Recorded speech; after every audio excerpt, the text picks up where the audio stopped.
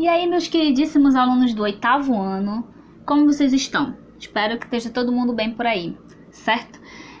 Hoje a gente vai dar continuidade ao nosso assunto, agora com o texto que está no seu livro, né? Nas 2 primeiras aulas nós utilizamos textos extras, mas que tinham tudo a ver com aquilo que a gente está tratando aqui, tá? E agora a gente vai usar, sim, o primeiro texto que tem lá no teu capítulo 2 do teu livro de Cidadania Moral e Ética, o nosso livro didático, tá? Que chama Viver Dignamente. E essa aula nós vamos falar do primeiro texto que tem lá na página 21 sobre progresso e desigualdade. Como agora a gente já sabe o conceito de desigualdade social e qual ali a relação entre igualdade de oportunidades e desigualdade de condições, agora a gente vai ver qual a relação entre progresso e desigualdade, certo? Então vai lá, pega teu livro e vamos estudar.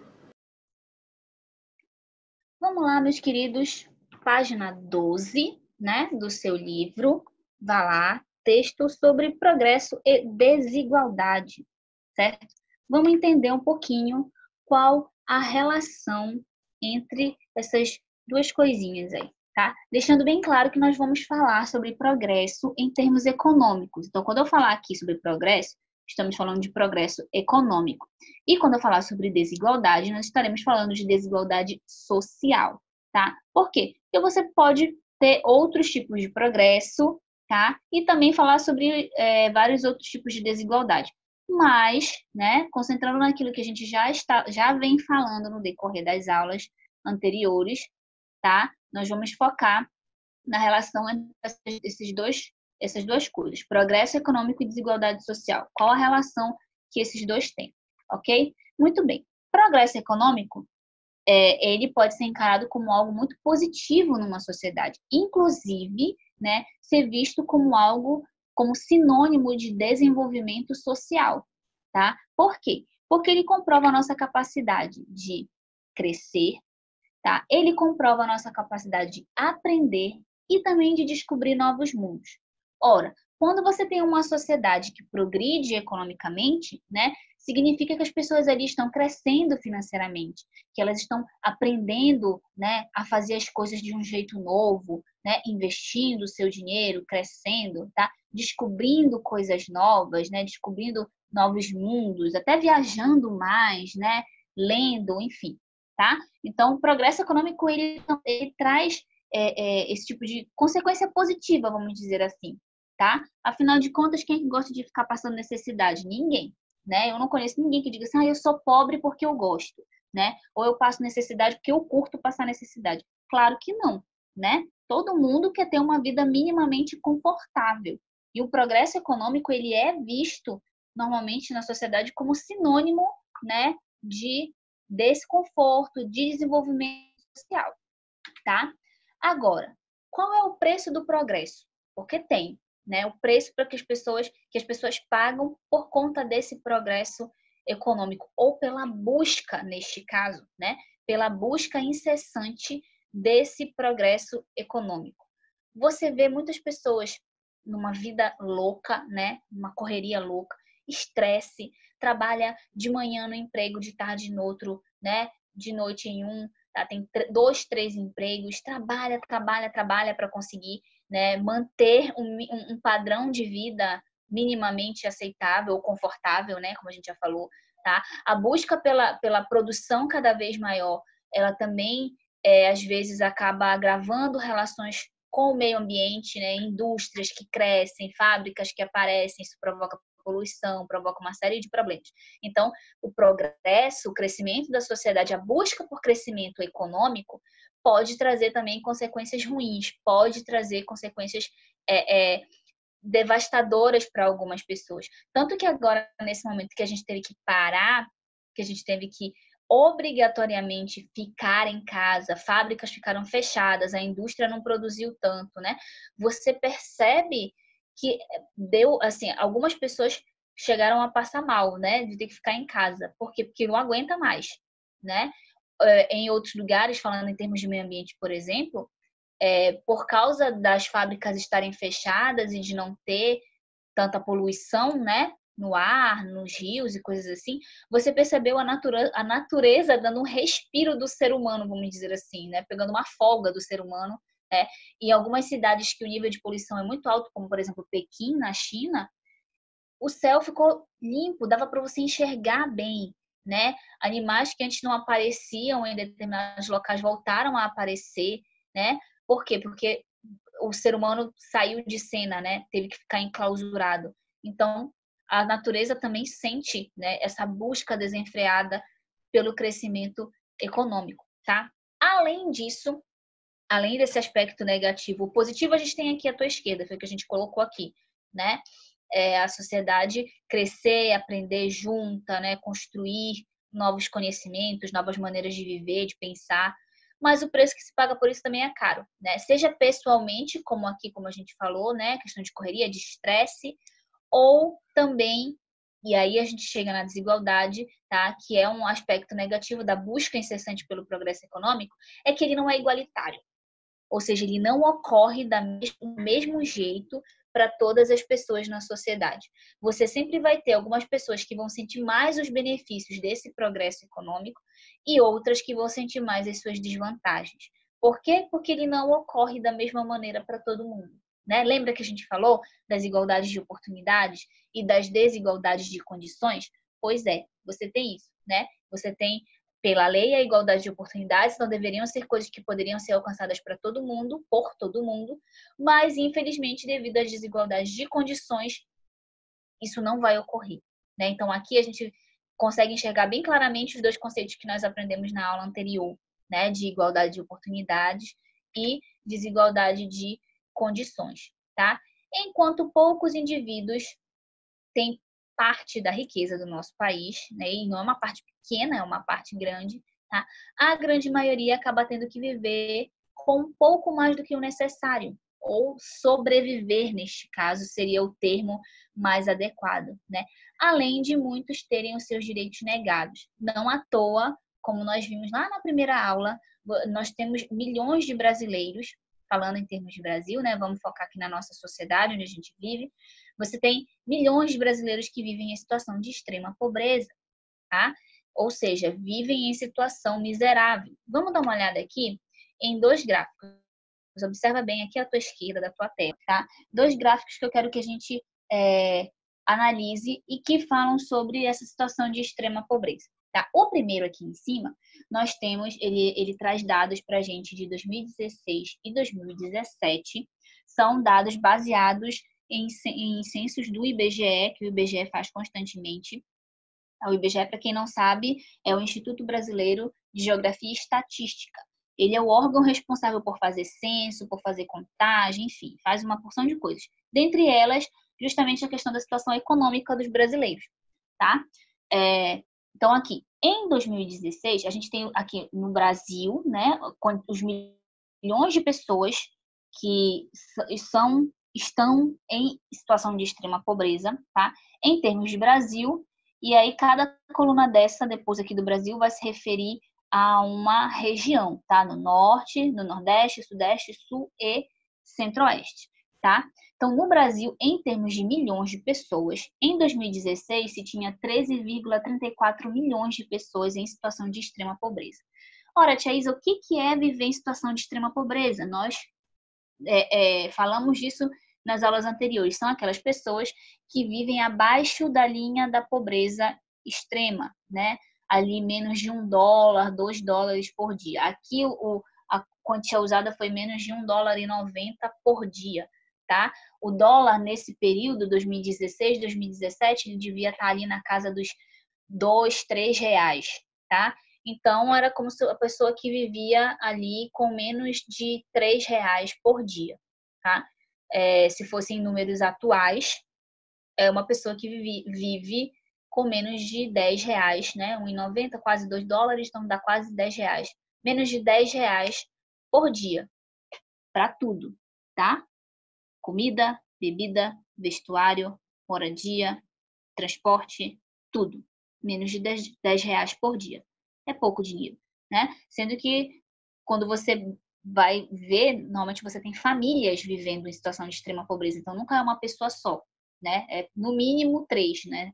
Marido, mulher e filho. Isso quando não tem mais. Então, infelizmente, são muitas pessoas. Então, aqui no Brasil, pulou, né? Se você prestar atenção em todas as regiões do Brasil e em todas as regiões você teve um aumento de pessoas em situação de extrema pobreza, tá? No Brasil foi de 13,34 para 14,83 milhões de pessoas de 2016 para 2017. O Norte foi de 1,95 para 1,99. O Nordeste, que já era a maior, né, a região com o maior número de pessoas em situação de extrema pobreza, ficou ainda pior, né? Então saiu de 7,36 milhões para 8,16. E aí você tem o Sudeste, em 2016 com 2,88 milhões, passando para 3,28 em 2017, e as duas regiões que têm os menores índices de situação de pessoas em situação de extrema pobreza, que é a região Sul e a região Centro-Oeste. Mas mesmo nelas em que você tem um número mais baixo do que nas outras regiões, você teve um aumento, percebe? Na região Sul, de 0,7 milhões foi para 0,84 milhões, e na região Centro-Oeste de 0,45 para 0,56 bilhões.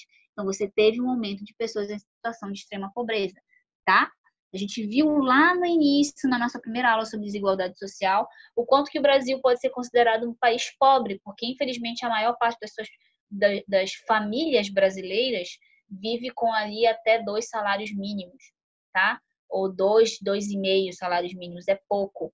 Principalmente numa situação econômica como a nossa agora, em que as coisas aumentaram tanto de preço. Enfim, se você for parar para conversar com seu pai e a sua mãe, eles vão poder te dizer melhor o quanto que as coisas estão mais caras, né? Hoje em dia, em plena pandemia, e a gente tendo que pagar muito mais caro por coisas que não eram tão caras assim antes, tá?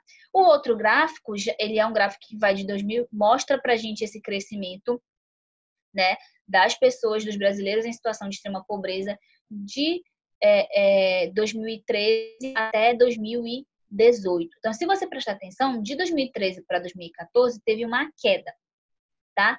A partir de 2015, esse número só vem crescendo, tá? Eu tentei achar um dado mais próximo, mas infelizmente não tem nenhum dado de 2019 e 2020. Confiável, pelo menos não, né? Então a gente tem ali até 2018. Mas já dá para a gente ter uma ideia. Deve ser mais agora, né? Porque pensa na quantidade de pessoas que perdeu o emprego, da quantidade de pessoas que não conseguiu sair de casa para trabalhar, né? Para ganhar o seu ganha-pão, enfim, ficou numa situação ainda mais desfavorável. Então, a coisa deve estar até pior do que isso que a gente está vendo aqui. Mas, para a gente observar como que vem crescendo nos últimos 5 anos o número de pessoas que a gente considera que vivem em situação de extrema pobreza. Isso é grave, isso é muito grave. E isso afeta muito a questão do desenvolvimento de um país, do progresso de um país. Por quê? Porque a gente não pode medir o progresso de um país só pela questão econômica, né? Tem uma série de outros aspectos que a gente tem que levar em consideração, tá? Mas a questão econômica, ela interfere bastante, né? Nós vimos sobre isso quando falamos, né, sobre as causas da desigualdade. Outra coisa que acaba também surgindo aí, né, como consequência desse progresso econômico, é o modelo de vida individualista que a gente acaba tendo, né, numa sociedade como a nossa. Então, conforme a pessoa vai ganhando dinheiro ou progredindo economicamente, se é que a gente pode falar assim, né? Falar assim, conforme a pessoa vai ganhando dinheiro, progredindo economicamente, ela vai ficando mais temerosa, né? Às vezes com mais medo, com uma ansiedade maior, com uma depressão maior. O ritmo de vida dela fica muito acelerado, porque ela tem que trabalhar muito para conseguir manter aquele padrão de vida, é estafante, é cansativo. Então, esses são problemas da sociedade atual que vieram junto com a questão do progresso econômico, tá? A estrutura física das grandes cidades também não favorece que as pessoas tenham contato umas com as outras, então as pessoas moram em apartamentos, as pessoas se fecham, as pessoas não têm relação, às vezes com seu vizinho do lado, não conhece, não sabe quem é, né? Tem medo de se relacionar, porque tem medo, né, de ser roubado, enfim, né, da violência, de sequestro, esse tipo de coisa. Isso está muito ligado à questão de progresso econômico também, porque conforme as pessoas vão ganhando dinheiro, né, mais temerosas elas ficam de se relacionar com outras pessoas. Elas nunca sabem se as pessoas estão se aproximando delas pelo que elas são ou pelo que elas têm, né? Tem essa situação também. Esse modelo de vida tão individualista, consumista, que é, né, algo próprio da nossa sociedade, infelizmente, tá? Aliado, né, à pressa, ao esforço exigido pelo trabalho também, que é cada vez mais cansativo, acaba desencadeando uma série de problemas psicológicos e emocionais nas pessoas.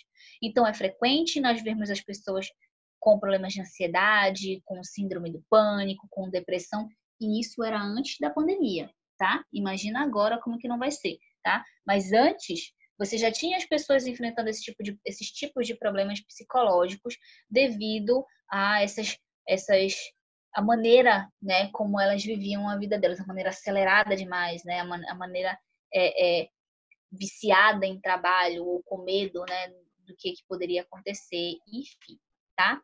Muito bem. E aí, a gente se depara, no meio dessa história de progresso econômico, né, com a questão da pobreza, né? Saúde, educação, trabalho, habitação, cultura, lazer de qualidade são todos direitos básicos para as pessoas. E quando a gente fala de que são direitos básicos, significa que eles deveriam ser garantidos para todo mundo de maneira igual. Lembra? A gente falou sobre isso na igualdade de oportunidades, né, na aula 2, certo? Se você não lembra ou não viu, é simples, é só ir lá no vídeo e ver de novo, tá? Esses direitos básicos que a gente listou aqui são direitos que deveriam ser garantidos a todos, né? Independente de cor, raça, credo, enfim, né? Não importa. Deveria ser garantido a todos, tá? E como que eles seriam garantidos, esses direitos? Simples. Os impostos que nós pagamos, porque a gente paga imposto pra caramba em tudo que a gente consome, tá?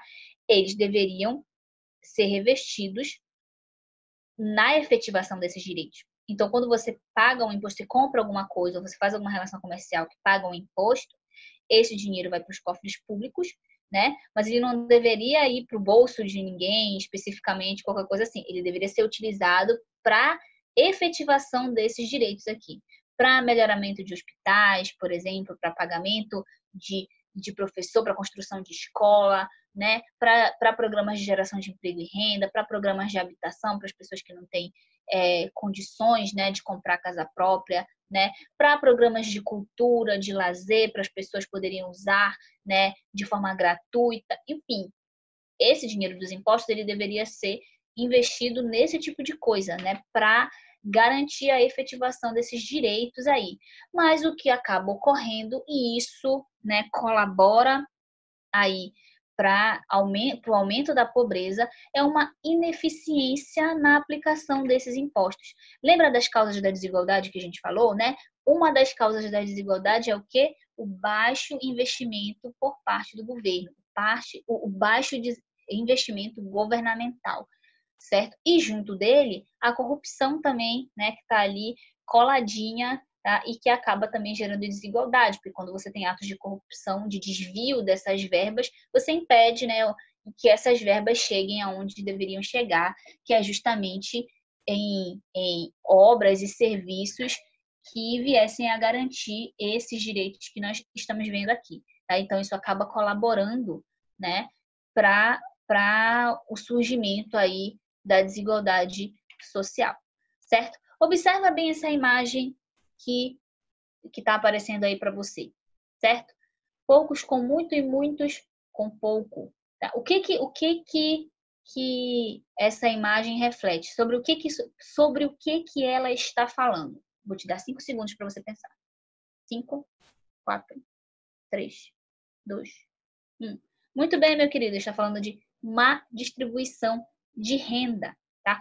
Ou o outro termo que a gente também pode usar é o de concentração de renda, tá? Concentração de renda é a mesma coisa que má distribuição de renda, porque se a renda está concentrada em alguém, que nem esse carinha aí do primeiro quadro, tá? Significa que ela está sendo má distribuída, porque se uma pessoa tem tanto, significa que tem um outro bocado de gente que tem só um pouquinho, né? Só um resto, ok? Então, a riqueza e os bens produzidos num país, lembra? Só para lembrar o que é a má distribuição de renda, porque a gente já falou sobre isso na última aula. Na primeira aula, na verdade, quando nós falamos sobre as causas da desigualdade social.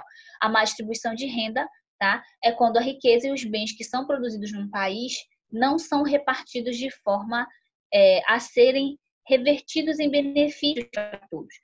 Não é que uma pessoa não possa enriquecer, né, ou que seja errado. A nossa sociedade ela incentiva, né, que a gente trabalhe, melhore, enfim, né? Mas que quando essa pessoa ela pague seu imposto, né, quando ela ali não sonegue, né, ou seja, não fique mentindo sobre essas propriedades, que ela faça tudo direitinho, esse dinheiro ele se reverta para as pessoas, né, em obras e benefícios de uma maneira geral, para as pessoas que não têm tanto dinheiro assim, né, para que elas não passem necessidade, para que elas não fiquem em uma situação ruim, né, às vezes até trágica, como a gente vê em casos de situação de extrema pobreza, tá? A consequência disso, a consequência dessa má distribuição de renda ou concentração de renda é que, ao passo que os ricos usufruem das regalias que são possibilitadas pelo seu dinheiro, tá?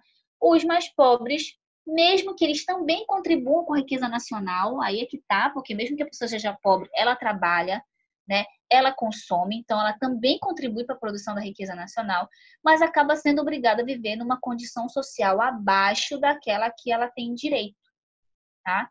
Enquanto que a pessoa rica, ela consegue usufruir porque ela tem dinheiro para isso, tá? Então, essa má distribuição de renda, ela infelizmente existe e ela acaba sendo uma consequência ruim aí, né, nessa relação do progresso com a desigualdade, certo? E o que a gente pode concluir, tá? Dessa aula de hoje, fechando aí a nossa ideia. Primeiro, progresso econômico tem seus pontos positivos, mas infelizmente seus pontos negativos têm bastante ênfase na sociedade também, tá? Tanto em termos individuais, com relação, né, à questão psicológica, emocional, ali, né, do estresse, da correria do dia a dia, como também na questão social, né? Tipo que, infelizmente, esse progresso econômico não chega de maneira igual para todo mundo, tá? Dentre os pontos negativos que nós podemos citar do progresso econômico está a desigualdade social, a vida individualista e a pobreza. Claro que tem outros, mas nós nos limitamos a esses nessa aula, tá? As desigualdades, elas vão estar presentes na falta de direitos básicos a todos, né? Isso aqui é mais uma memóriazinha daquilo que a gente já viu, e na má distribuição de renda, tá? E uma coisa importante, tá? Que eu quero que fixe aí na sua cabeça. Como cidadãos, você e eu, né? Cidadãos conscientes, a gente deve sim discutir sobre essas questões, né? Sobre essa relação, por exemplo, entre progresso e desigualdade social, né? E tentar buscar soluções, mesmo que pareçam pequenas no nosso dia a dia, tá? Ou o modo de vida mesmo que a gente leva, tá? Também já é alguma coisa, para que essa desigualdade econômica ela não seja encarada como algo aceitável, tá? Ela está aí, ela é presente, mas ela não precisa ser vista como algo perfeitamente normal. Não é normal você achar uma família pedindo comida na rua. Não pode ser encarado com normalidade você ver uma pessoa dormindo debaixo de um viaduto ou na fachada de uma loja, por exemplo. Né? Não é normal você ver uma criança vendendo bombom no sinal, né? Correndo risco ali de vida, tá? Porque precisa ajudar a sustentar a família, porque senão não vai ter comida em casa. Não é normal. Esse é o primeiro comportamento que a gente tem que ter, tá? Você pode até pensar assim, mas o que eu posso fazer com relação a isso? Primeiro de tudo, como um cidadão consciente, não encare esse tipo de comportamento como algo normal. Encare isso como algo ruim e que precisa ser mudado na sociedade, né? E conforme você cresça, você consiga fazer a diferença aí por onde você estiver, para que essa desigualdade de alguma maneira possa ser amenizada na nossa sociedade. Certo, meus amores? Muito bem, tá? Fiquem em paz, fiquem com Deus, se cuidem, tá? Vamos, já a gente tá junto de novo, se Deus quiser, tá? Estudem, façam o exercício, tá? Tem um exercício para você fazer aí, da página 14, tá? Além disso, tem um vídeo que vai estar disponível aí na tua plataforma, o link tá lá na área de atividade para você assistir, e ele é interessante, tá? Eu quero que você observe bem. Ele fala sobre um teste social que foi feito, né? Não, ele é legendado, tá? Ele não é brasileiro, mas ele foi feito para testar a maneira como as pessoas tratam de forma diferente, tá? Pessoas que aparentemente têm menos condições financeiras, pessoas pobres, né? E uma pessoa rica. Vai lá, dá uma olhada, tá? É um vídeo curtinho, mas que é para te fazer pensar um pouco nisso tudo que a gente conversou aqui. Beleza? Um grande beijo e até a próxima.